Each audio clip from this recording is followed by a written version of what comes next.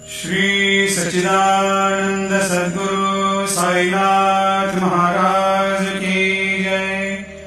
जोडोनिया कर चरणी ठेविला माथा, परिसावी विनंती माझी पंढरीनाथा। असो नसो भाव आलो तुझिया ठाया, कृपा दृष्टी पाहे मजकडे सद्गुरु राया।